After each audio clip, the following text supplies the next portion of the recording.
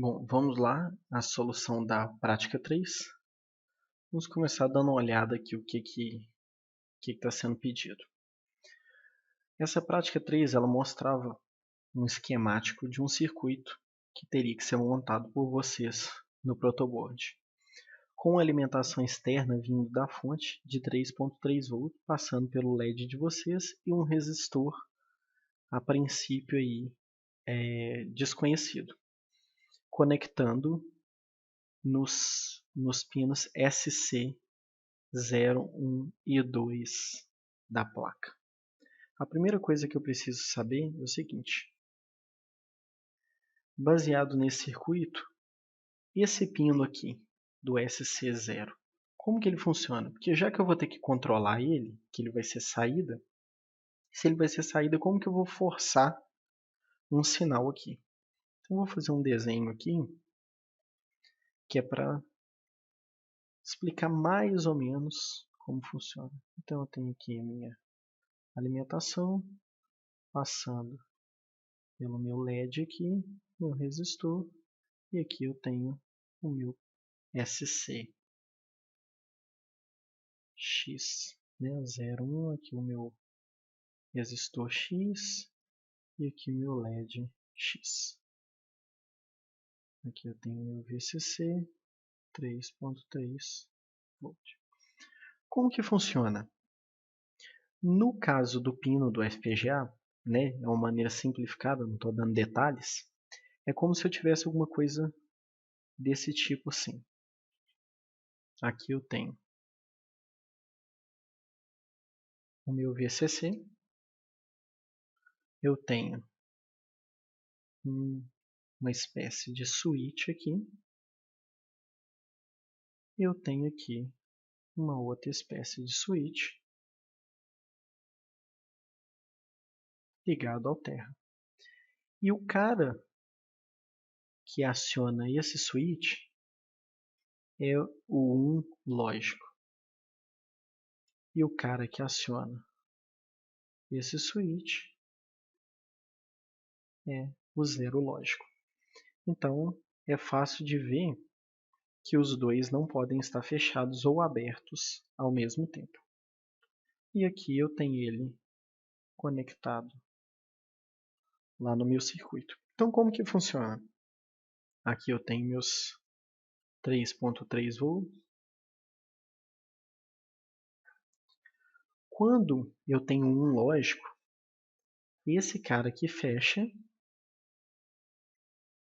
né, o outro consequentemente está aberto, e aqui eu tenho aparecendo nesse ponto aqui 3.3 V. 3.3 V, 3.3 V não tem diferença de potencial, não circula corrente, o LED apaga. Quando eu tenho zero lógico aqui, o que acontece? Fecha esse circuito, o outro abre, claro, e aqui eu tenho algo nesse sentido, e esse ponto aqui agora está conectado com zero. 0 para 3.3 tem uma diferença de potencial, circula corrente, o LED acende. Só que o que acontece? Esse cara todo aqui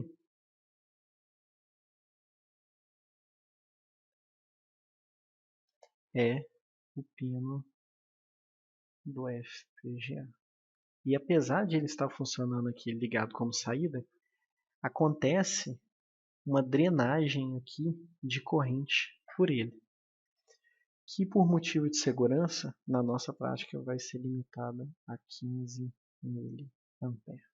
Então essa é a primeira coisa aqui que tem que ser feita. Tá? E eu vou calcular o resistor depois baseado nesse 15 mA e nesses 3.3 V aqui. A outra coisa da prática, está mais aqui embaixo, isso aqui é só a explicação do que eu falei, é que haverá um switch 1, que é o seguinte, cada vez que eu apertar esse switch, ele vai trocar a sequência com que os LEDs piscam. Então inicialmente eu tenho aqui todos os LEDs apagados, depois só um piscando, só o 2 piscando, 1 e 2, só o 3, 1 e 3, 2 e 3 e todos piscando. aperto de novo, volto aqui no 1. Essa sequência aqui, não é à toa, né? Eu escolhi de propósito, é exatamente a contagem de 0 a 7.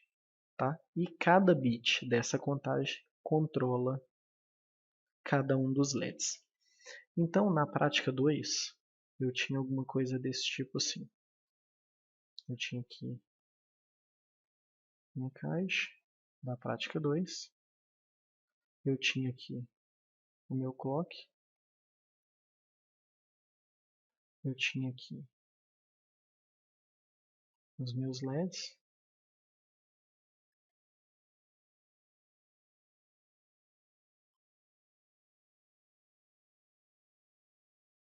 E aqui dentro eu tinha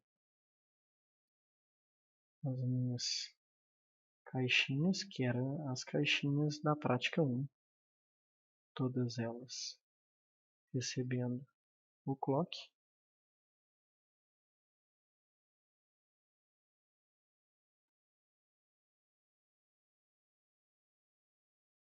E saindo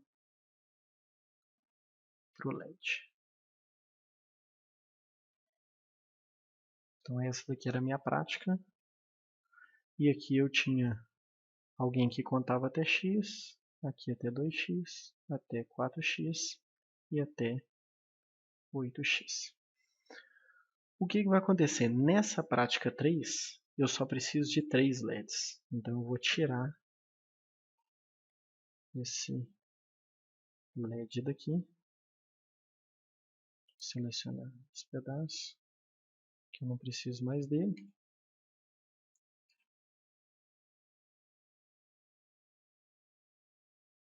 No entanto, vou apagar aqui também esse pedacinho. No entanto, apareceu o meu switch aqui. E qual que é a ideia dele? É como se eu tivesse aqui um contador de 0 a 7. Aqui os 3 bits dele.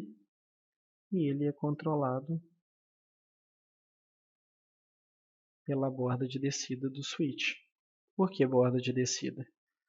Porque a gente já viu no circuito do botão, que é algo semelhante a isso aqui,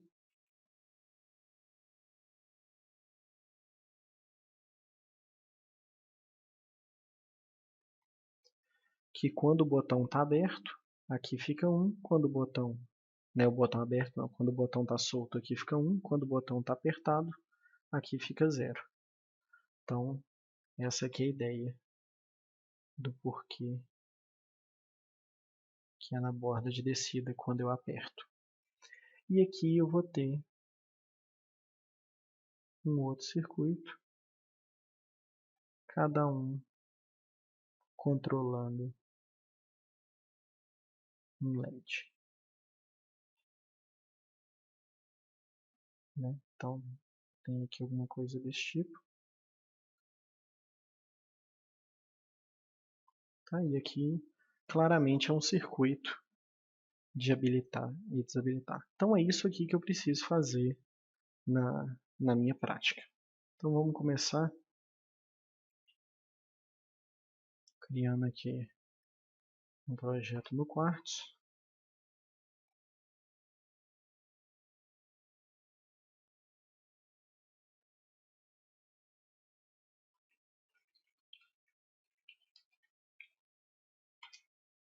Vou acrescentar os meus arquivos da prática 1 e 2.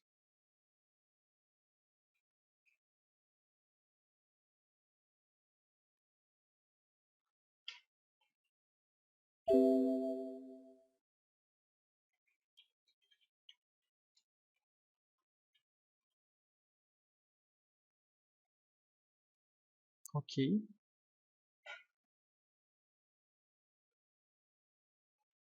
Meus arquivos estão aqui.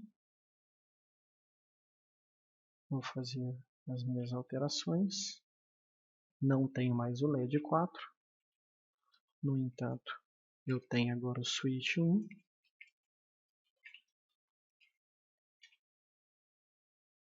Não tenho necessidade dessa caixinha e o objetivo da prática agora não é fazer os LEDs piscarem de maneira diferente. Então eu poderia manter, eu vou só colocar todos iguais aqui para ficar fácil de visualizar na nossa simulação. Então vou manter aqui, vou compilar. Opa, esqueci de trocar aqui.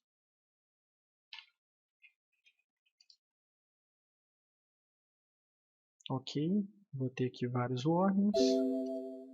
Começar a tirar os warnings que a gente já sabe, né?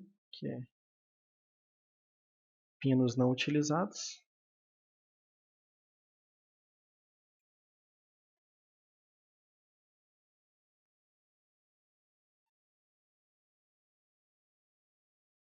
E vou assinalar agora os meus pinos.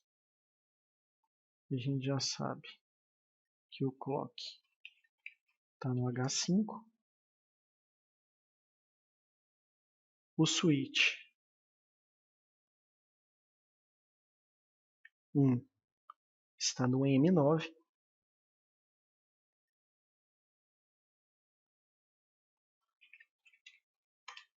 Agora eu só preciso descobrir aonde estão os meus SCs para eu controlar o LED. Então os meus SCs, se eu descer aqui um pouco, cheguei aqui nos SCs, que estão aqui no J4, e descubro que o SC0 está no C2,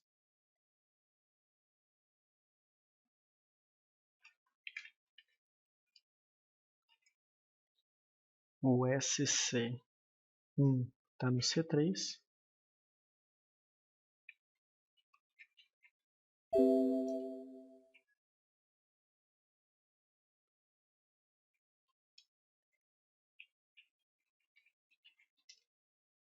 e o SC2 está no D1.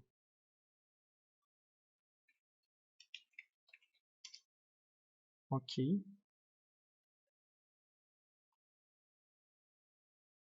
Compilo.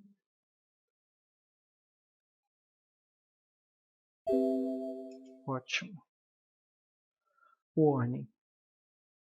Nada depende de SW1. E de fato não depende, porque a gente não usou ele aqui para absolutamente nada. Então eu vou utilizar a mesma ideia da prática 1, que eu vou criar agora um contador.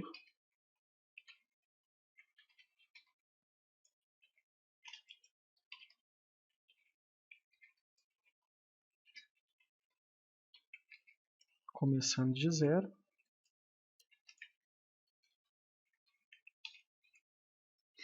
E vou fazer aquela mesma ideia da prática 1. Essa não é a melhor solução, mas é a solução mais fácil e a solução que eu esperava que fosse apresentada durante a prática aí. A melhoria dessa solução vai ser feita durante a prática 4. Então tem aqui o meu processo e vou seguir exatamente a mesma lógica. Então se o switch teve um evento, lembrando que no caso aqui como só tem o switch, isso aqui é opcional, mas só para a gente manter a coerência do código sempre. Então se o switch 1 tiver um evento, e agora ele está com valor 0, ou seja, está apertado, e antes ele estava com valor 1. O que eu vou fazer? Incrementar o meu contador. Tá. Então está aqui. Mesma coisa. Não tem nada que depende do meu contador, que eu ainda não terminei a solução. E a gente já sabe aqui pelo nosso desenho que agora o LED 1 não sai diretamente dessa caixinha aqui mais. Então eu preciso de alguma coisa intermediária, que no caso aqui eu vou chamar de LEDs. Tá. Onde aqui vai ser o 0, aqui vai ser 1 e aqui vai ser o 2. Então vou criar aqui também LEDs.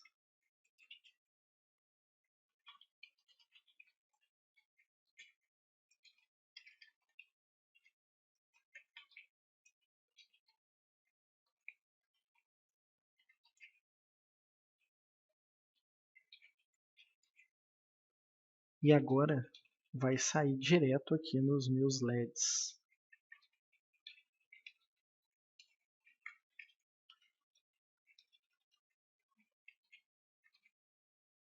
Né? Isso aqui era desnecessário, né?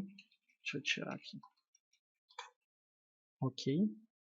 Que vai sair aqui nos LEDs. E o que eu tenho que fazer? Eu tenho que criar agora essa caixinha aqui. Qual que é o circuito que controla essa caixinha? Primeiro, quando sai 0 aqui, significa que ele tem que estar desabilitado.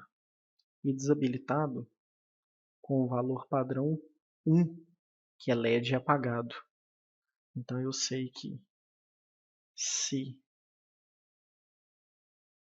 o meu contador for 0, LED X tem que ser 1. E se o contador for 1, tem que deixar passar. LED X tem que receber LEDs. Qual que é a porta para isso aqui? A gente colocar aqui as nossas combinações. Deixa eu ver se tem espaço aqui.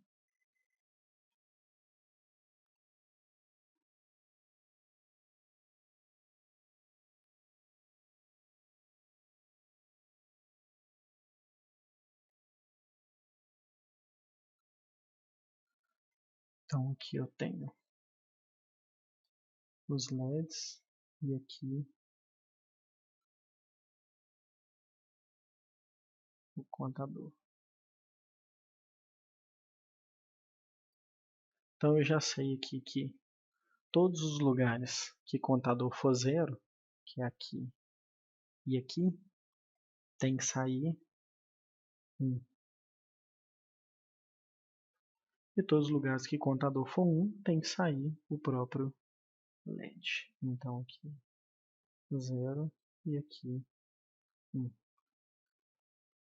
Então a gente já sabe que isso daqui é uma NAND, né? Deixa eu ver aqui. Com LEDs negados. Então vamos ver. Aqui vai ficar 1, 1, 1, 0. Isso. Então a gente já sabe que LED 1 na verdade é LEDs negado, então é NOT LEDs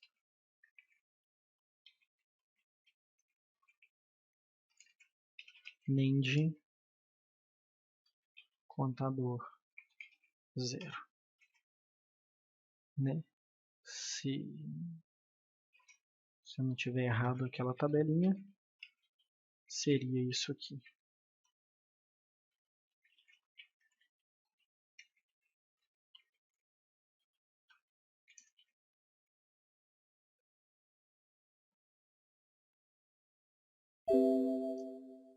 Vamos dar uma olhada no circuito para ver se é o que eu queria. Então eu tenho aqui as minhas caixinhas, né? Que são as caixinhas da prática 1. Então está aqui. Eu tenho aqui o meu circuito de habilitar e desabilitar. Eu tenho aqui os meus, o meu somador, meu contador, né? Que cada vez que eu aperto o switch, incrementa. Então é essa aqui que é mais ou menos a ideia da prática. Vamos simular.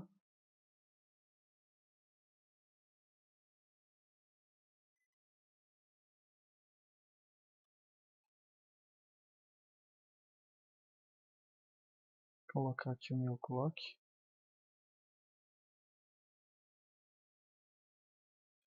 Impossível de clicar com a caneta.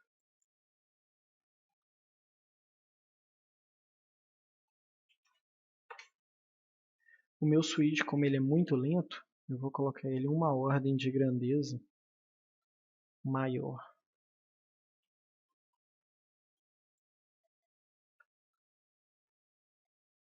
Então eu vou colocar ele aqui de 1 micro, já que antes a gente estava na casa de nano.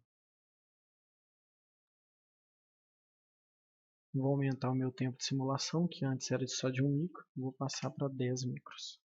Salvar isso aqui e vamos simular para ver o que acontece. Então eu tenho aqui, vou tirar o zoom, já está aqui no mínimo. Olha só, LEDs apagados, que é 1, né?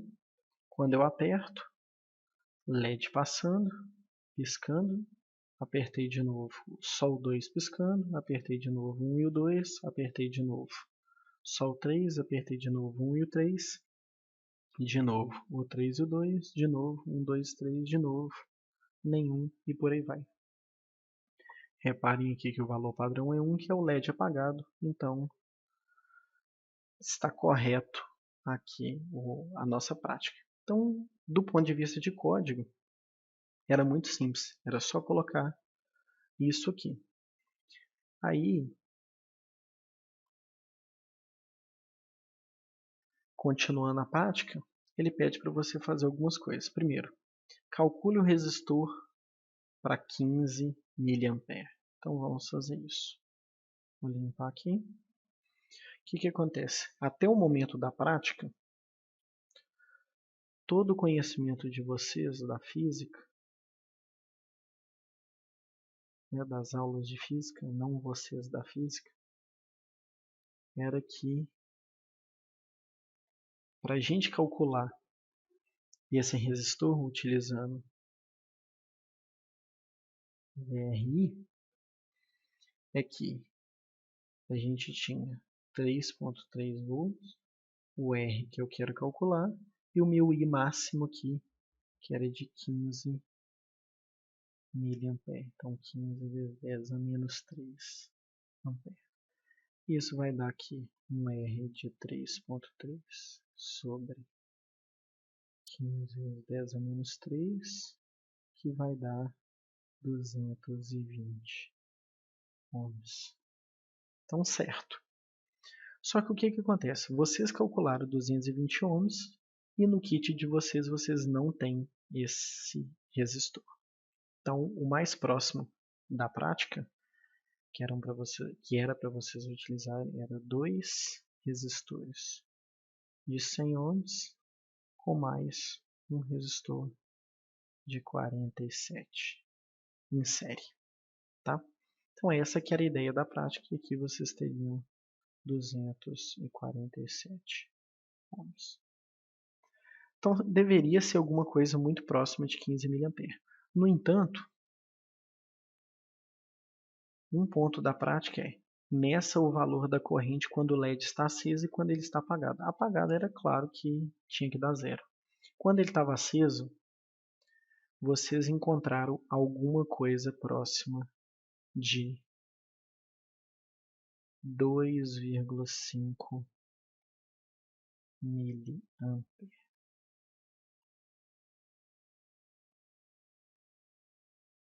Completamente diferente do que era esperado inicialmente. No entanto, eu pedi para continuar. Meça o valor da tensão entre os terminais do resistor. Então vocês chegariam aqui, colocariam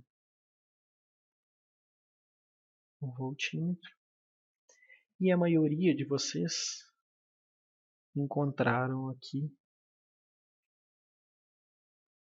0,62 volts.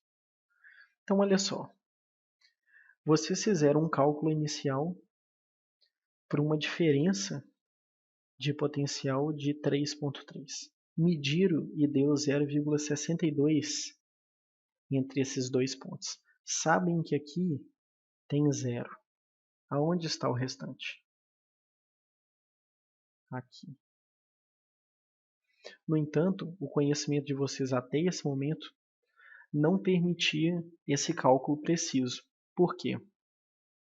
Na aula de física, vocês só aprenderam a calcular em cima de resistor.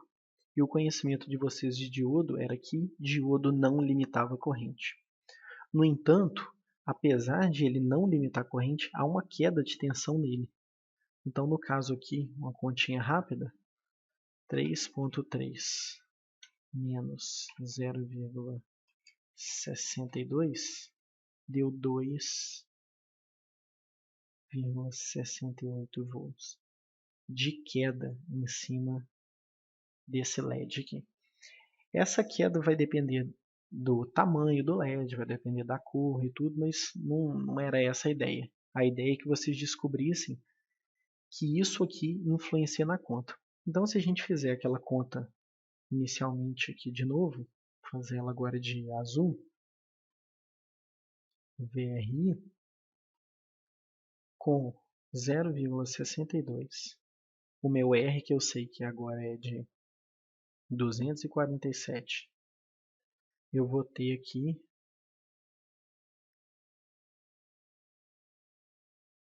0,62 dividido por 247, algo próximo de 2,5 mA. Então, aproximadamente 2, que era o esperado aí que vocês descobrissem realizando a prática. Então, essa que era a primeira aí, verdade da prática que não era conhecida antes, que com a resolução da prática vocês acabariam aprendendo. E a outra coisa interessante é o seguinte, que quem conseguiu terminar a prática viu que, apesar da simulação ter dado esse resultado aqui todo bonitinho, quando a gente executava na placa, gravava o código, não era bem assim que acontecia. Eu não conseguia ver a transição do contador de 0 para 1, para 2, para 3 e por aí vai, até chegar em 7 e depois voltar para 0. Isso aqui não era possível. Por quê? Porque o botão é um dispositivo mecânico e, no caso, não estava passando por nenhum processo de filtro. Então, quando eu apertava o botão, acontecia vibração. Eu vou desenhar assim, bem ruim, mas acontecia alguma coisa desse tipo aqui, né? Que, um pouco mais detalhado, seria algo assim, se for pensar do ponto de vista de digital. Tá? Então, o que acontece? Quando eu apertava o botão, ele contava muitas vezes, incrementava muitas vezes. É por isso que eu tinha a impressão que ele estava controlando os LEDs de maneira aleatória. Na verdade, não é. Todo o código está certinho, está tudo direitinho. O problema está no botão. Na próxima prática, nós vamos aprender a fazer um filtro em cima disso aqui, um filtro digital, para poder eliminar esses ruídos aqui. Então é isso.